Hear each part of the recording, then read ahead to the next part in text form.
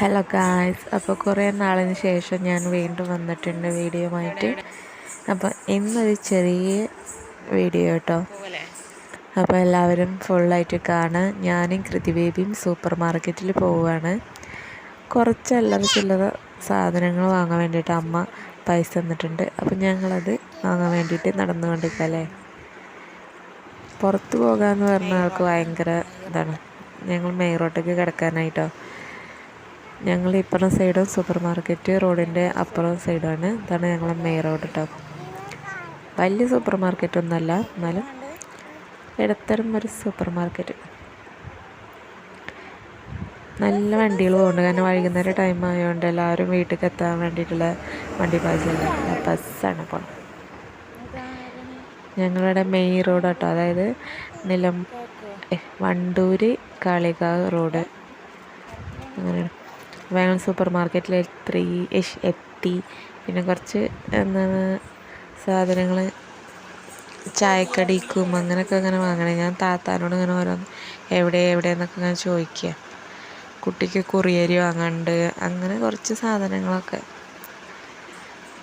ഇപ്പോൾ കുറേ ദിവസമായില്ലേ videos edit ചെയ്തിട്ട്. അപ്പോൾ പറയാനൊരു എന്താ പറയുക, എഡിറ്റ് ചെയ്യുമ്പോൾ നമ്മൾ വോയിസ് റെക്കോർഡ് ചെയ്യാനേ ഒരു ചെറിയൊരിത്, കാരണം കുറേ ദിവസമായതുകൊണ്ട്.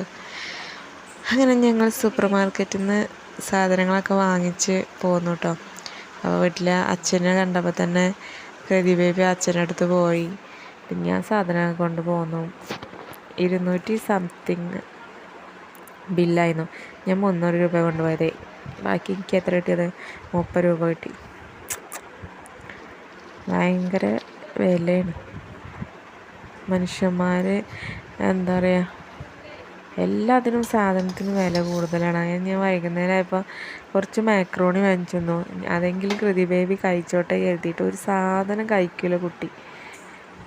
ബട്ടാൾസോ അതൊന്നും കഴിച്ചില്ല. പിന്നെ ഞാൻ അച്ഛന് വൈകുന്നേരം ആയപ്പോൾ ചായയും നെയ്യപ്പം ഉണ്ടാക്കിയിരുന്നു. അപ്പോൾ അത് കൊണ്ടുപോയി കൊടുത്തു. കൃതിബേബി അമ്മമ്മ അവിടെ കിടക്കുക കേട്ടോ. വൈകുന്നേരം ഒരു 4 മണിയൊക്കെ ആയിട്ടുണ്ടാവും. ഇനി അവൾക്കിത് കൊടുക്കണം. അവളവിടെ ചോറും കൂട്ടനൊക്കെ വെച്ച് കളിക്കാമല്ലേ. വൈകുന്നേരം ആയപ്പോൾ പിന്നെ ഞങ്ങൾ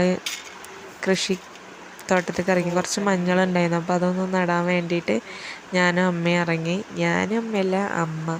ഞാൻ ഫോണും കൊണ്ടായിക്കൂടെ ഇങ്ങനെ നടക്കുക. ഞാൻ ആദ്യത്തെ മഞ്ഞളിൻ്റെ തൈ നട്ടത് കേട്ടോ. വിത്ത് തന്നെയാണ് തൈ നട്ടത്.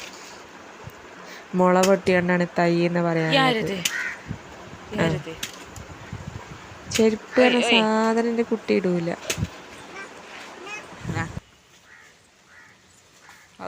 പൊന്തൂല കുഞ്ഞാ. അത് കൊണ്ടുപോയി കൊടുക്കാം, അമ്മമ്മ കൊണ്ടുപോയി കൊടുക്ക്. മഞ്ഞളാണ്, മഞ്ഞൾ ഉണ്ടാവാനാണ്. അമ്മമ്മക്ക് കൊണ്ടുപോയി കൊടുക്ക്. നിലത്തിട്ടൊക്കെ മുളച്ചിക്കണല്ലേ. ഇതിന് ശരിക്കും ഇങ്ങനെ മുറിക്കണ്ടേ? ഇങ്ങനല്ലേ ഇടുക? ഇത് ഇതായിട്ട്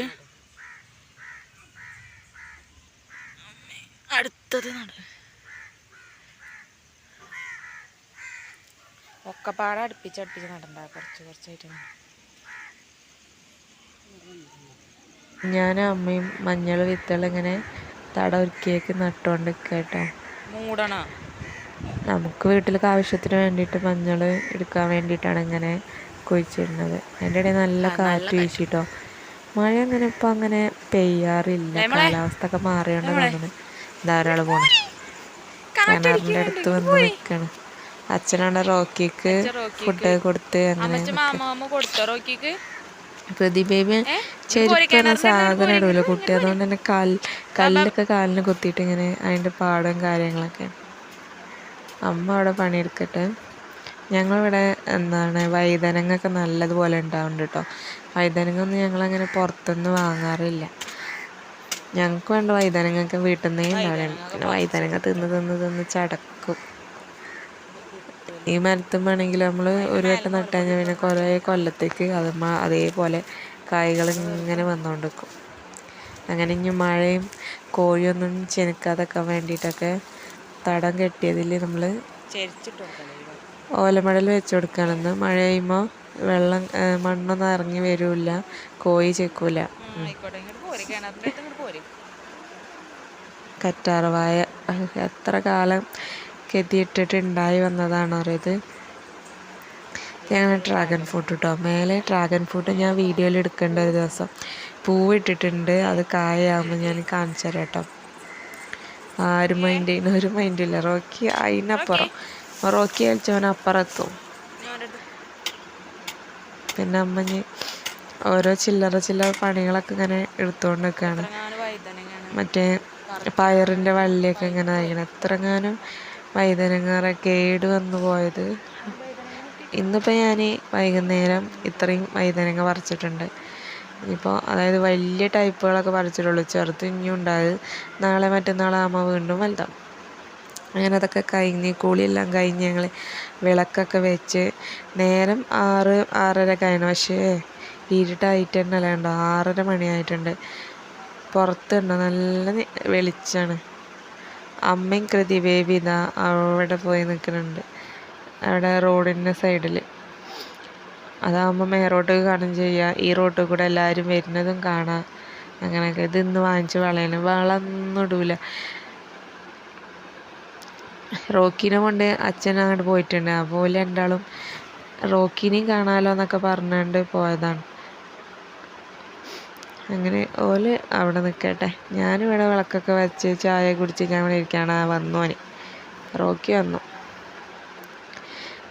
റോക്കീനെ ഞങ്ങൾ കൊടുക്കാൻ ഉദ്ദേശിക്കുന്നുണ്ട്. റോക്കീനെ ആർക്കെങ്കിലും വേണമെന്നൊക്കെ ഉണ്ടെങ്കിൽ കമൻറ്റ് ചെയ്യണം കേട്ടോ. ആരെങ്കിലുമൊക്കെ ഉണ്ടെങ്കിൽ കൊണ്ടുപോകാൻ പറ്റി നോക്കുന്ന ആൾക്കാരൊക്കെ ഉണ്ടെങ്കിൽ. ഞങ്ങളുണ്ടല്ലേ ഇപ്പോൾ ഈ മതിൽ കാണുന്ന തന്നെ അടുത്ത വീട്ടിലത്തെ മതിലാണ്.